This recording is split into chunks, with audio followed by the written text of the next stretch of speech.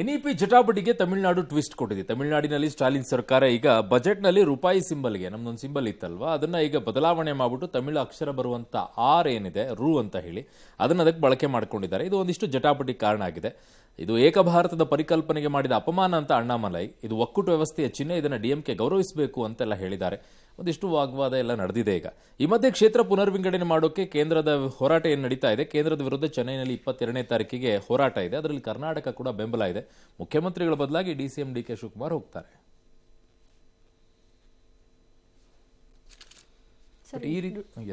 ರೂಪಾಯಿ ಚಿಹ್ನೆ ವಿನ್ಯಾಸದಲ್ಲಿ ಗೆದ್ದಾಗ ಇದು ತಮಿಳುನಾಡಿನ ಹೆಮ್ಮೆ ಅಂತ ಅಂದಿದ್ರು. ಈಗ ಹಾಗಾದ್ರೆ ಆ ತಮಿಳುನಾಡಿನ ವ್ಯಕ್ತಿಗೆ ಮಾಡ್ತಾ ಇರೋ ಅವಮಾನ ಅಲ್ಲ ಸರ್? ಹಂಗಾಕ್ಬೇಕು. ಆಯ್ತು, ಅದನ್ನ ಇಟ್ಕೊಂಡಿದ್ದೀರಿ ಇವ್ರು ತಾತನ ಮನೆ ಗಂಟೆನೂ ಹೋಗ್ತಿರ್ಲಿಲ್ಲ, ಅದೇನು ಟೂ ಮಚ್ ಅನ್ನಿಸ್ತು ನನಗೂ. ಬಟ್ ರೂಪಾಯಿ ಕಾನ್ಸ್ಟಿಟ್ಯೂಷನಲಿ ಬ್ರಾಟ್ ಸಿಂಬಲ್ ಏನು ಅಲ್ವಲ್ಲ. ಈಗ 2010 ದೇಶದ ಒಕ್ಕೂಟ ವ್ಯವಸ್ಥೆಯ ಚಿಹ್ನೆ ಅಂತ ಯಾರೋ ಅಣ್ಣಾಮಲೈ ಎಲ್ಲಿ ಯಾರು ಹೇಳಿದ್ ನಿಮ್ಗೆ ಅದನ್ನು ಒಕ್ಕೂಟ ವ್ಯವಸ್ಥೆ ಚಿಹ್ನೆ ಅದು ಅಂತ? ಅಲ್ಲ, ಈ ಒಂದು ಯಾರು ಹೇಳಿದ್ದು? ನಿಮ್ದು ಫ್ಲಾಗ್ ತರ, ನಮ್ದು ನಮ್ಮ ದೇಶದ ಧ್ವಜದ ತರ, ಅಥವಾ ನಮ್ಮ ಸಂವಿಧಾನದ ಥರ, ಅಥವಾ ನಮ್ಮದು ಯಾವುದೋ ಈಗ CRP ಟೈಪಿಗೆ BNS ಇದೆಲ್ಲ ಬಂದಿದೆಯಲ್ಲ, ಈ ಥರ ಥರ ಆ ರೀತಿಯದು ಸ್ಥಾಪಿತವಾದದ್ದೇನು ಅಲ್ವಲ್ಲ.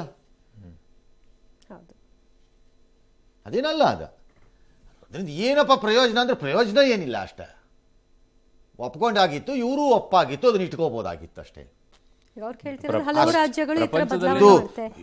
ಏಕ ಭಾರತದ ಪರಿಕಲ್ಪನೆಗೆ ಅಪಮಾನ. ಹೆಂಗಪ್ಪ ಏಕ ಭಾರತದ ಪರಿಕಲ್ಪನೆಗೆ ಅಪಮಾನ ಆಗತ್ತದು? ಅಲ್ಲ, ಹಂಗಲ್ಲ ಸರ್. ಪ್ರಪಂಚದಲ್ಲಿ ಭಾರತದ ರೂಪಾಯಿಯನ್ನ ಗುರುತಿಸಬೇಕಂದ್ರೆ ಈಗ ಡಾಲರ್ ಬಂದಾಗ ಚಿಹ್ನೆ ಬೇರೆ ಇರುತ್ತೆ, ನಮ್ಮ ಭಾರತದ ಬಂದಾಗ ಅದಕ್ಕೆ ಕಾನ್ಸ್ಟಿಟ್ಯೂಷನ್ ತರಬೇಕಿತ್ತು ನೀವು. ಬಟ್ ಹಿಂಗ್ ಮಾಡ್ತಾ ಹೋಗ್ಬಿಟ್ರೆ ಎಲ್ಲರೂ ಪ್ರತ್ಯೇಕವಾಗಿ ಅವ್ರವ್ರ ಮಾಡ್ಕೊಳ್ಳಿ ಬಿಡಿ. ನೀವು ಪ್ರತ್ಯೇಕವಾಗಿ ಮಾಡ್ಬೋದಾ? ಎಲ್ಲ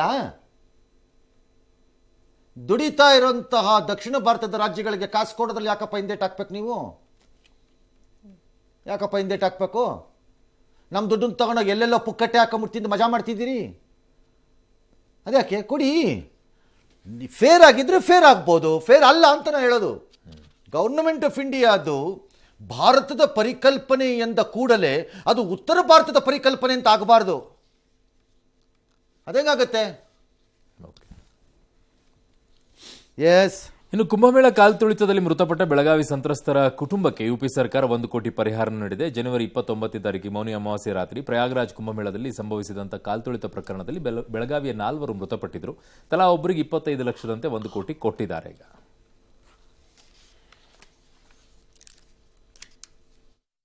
ಮಾತುಕತೆ ನಡೆಸಿ ಮೃತಪಟ್ಟಿದ್ದಾರೆ. ಆ ಕುಟುಂಬ ಸದಸ್ಯರಿಗೆ 25 ಲಕ್ಷ ಪರಿಹಾರ ಧನವನ್ನು ಪಾವತಿಸಲಿಕ್ಕೆ ಎಲ್ಲ ಪ್ರಕ್ರಿಯೆಯನ್ನು ನಾವು ಮುಕ್ತಾಯ ಮಾಡ್ಕೊಂಡಿದ್ದೀವಿ. ಬ್ಯಾಂಕ್ ಅಕೌಂಟ್ ಡೀಟೇಲ್ಸ್ ಎಲ್ಲ ಪ್ರಯಾಗ್ರಾಜ್ ಜಿಲ್ಲಾಡಳಿತಕ್ಕೆ ಕಳಿಸಿ ಎಲ್ಲರೂ ಬ್ಯಾಂಕ್ ಅಕೌಂಟ್ಗೆ 25 ಲಕ್ಷ ಜಮೆ ಆಗಿದೆ. ಇನ್ನು ತಿರುಪತಿಯ ಲಡ್ಡು ವಿವಾದದ ಬಳಿಕ ಕರ್ನಾಟಕದ ನಂದಿನಿ ತುಪ್ಪದ ವಿಚಾರವಾಗಿ ಭಾರಿ ಡಿಮ್ಯಾಂಡ್ ಕ್ರಿಯೇಟ್ ಆಗಿದೆ. 2,000 ಟನ್ ನಂದಿನಿ ತುಪ್ಪ ಪೂರೈಸುವಂತೆ ಕೆಎಂಎಫ್ಗೆ ಟಿಟಿಡಿ ಬೇಡಿಕೆ ಇಟ್ಟಿದೆ. ಟಿಟಿಡಿ ಬೇಡಿಕೆಗೆ ಈಗ ಕೆಎಂಎಫ್ ಕೂಡ ಒಪ್ಪಿಗೆಯನ್ನು ಸೂಚಿಸಿದ್ದು, ತಿರುಪತಿ ಲಡ್ಡು ತಯಾರಿಸಲು ವರ್ಷಕ್ಕೆ 3,200 ಟನ್ ತುಪ್ಪ ಅಗತ್ಯ ಇದೆ. ಇದೀಗ 2,000 ಟನ್ ತುಪ್ಪವನ್ನು ಕಳಿಸ್ತೀವಿ ಇನ್ನು 6 ತಿಂಗಳಲ್ಲಿ ಅಂತ ಒಪ್ಕೊಂಡಿದ್ದಾರೆ. ಈ ಟಿಟಿಡಿ ಅವ್ರಿಗೆ ಕೆಟ್ಟ ಮೇಲೆ ಬುದ್ಧಿ ಬಂತು ಅನ್ನೋ ರೀತಿಯಲ್ಲಿ ಹಂಗೆ ಆಗೋಗಿದೆಯಲ್ಲ ಸರ್.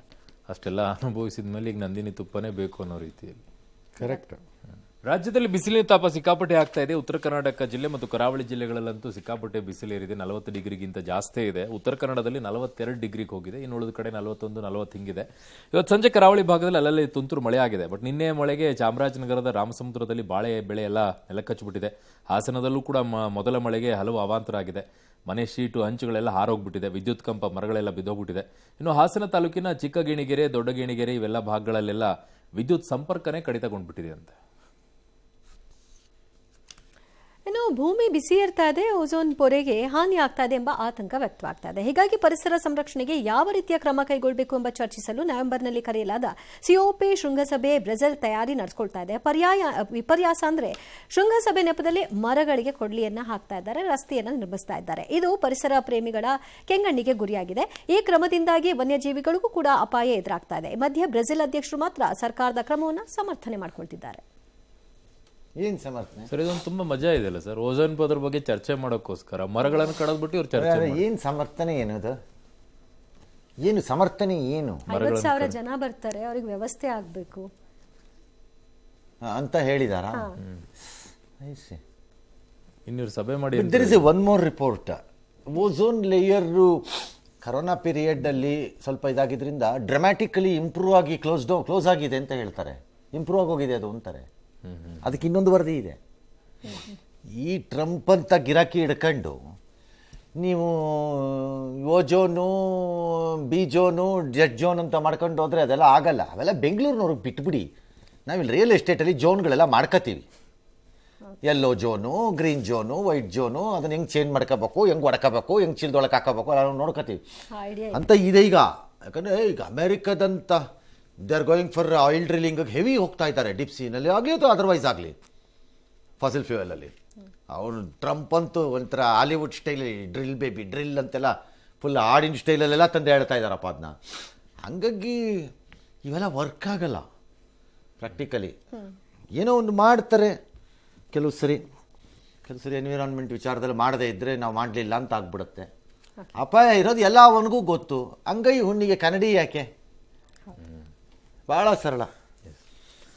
ಇನ್ನು ಅಂತರಿಕ್ಷದಲ್ಲಿ ಉಪಗ್ರಹಗಳನ್ನು ಅನುಸಂಧಾನ ಮಾಡುವ ಸ್ಪೇಡೆಕ್ಸ್ ಡಾಕಿಂಗ್ ಪ್ರಕ್ರಿಯೆಯಲ್ಲಿ ಯಶಸ್ವಿಯಾಗಿದೆ ಇಸ್ರೋ. ಇದೀಗ ಸ್ಪೇಡೆಕ್ಸ್ ಅನ್ಡಾಕಿಂಗ್ ಪ್ರಕ್ರಿಯೆಯನ್ನು ಕೂಡ ಯಶಸ್ವಿಯಾಗಿ ಮುಗಿಸಿದೆ. ಮೊನ್ನೆ ಒಂದಿಷ್ಟು ಸಮಸ್ಯೆ ಆಗಿದೆ, ಅದನ್ನು ಸ್ಟಾಪ್ ಮಾಡಿದ್ರು, ಮುಂದುವರಿಸಿ ಈಗ ಅದರಲ್ಲಿ ಸಕ್ಸಸ್ ಆಗಿದ್ದಾರೆ. ಇನ್ನು ದೇಶೀಯವಾಗಿ ನಿರ್ಮಿಸಲಾದ ತೇಜಸ್ ಹಗುರ ಯುದ್ಧ ವಿಮಾನವನ್ನು ನಡೆಸಲಾದಂಥ ಕ್ಷಿಪಣಿಯ ಪರೀಕ್ಷೆ ಯಶಸ್ವಿಯಾಗಿದೆ. ಒಡಿಶಾದ ಚಾಂದಿಪುರ ಕರಾವಳಿಯಲ್ಲಿ ಪ್ರಯೋಗ ಮಾಡಿದ್ರು. ಇನ್ನು ISSನಲ್ಲಿ ಉಳಿದಿರುವಂತಹ ಗಗನಯಾನಿಗಳಾದ ಸುನಿತಾ ವಿಲಿಯಮ್ಸ್ ಮತ್ತು ಬುಚ್ ವಿಲ್ಮೋರ್ ಕರೆತರೋಕೆ ನಾಸಾ ಸ್ಪೇಸ್ ಎಕ್ಸ್ ಜಂಟಿಯಾಗಿ ಹಮ್ಮಿಕೊಂಡಂತ ಕ್ರೂ 10 ಮಿಷನ್ ಮುಂದೂಡಿಕೆ ಆಗಿದೆ.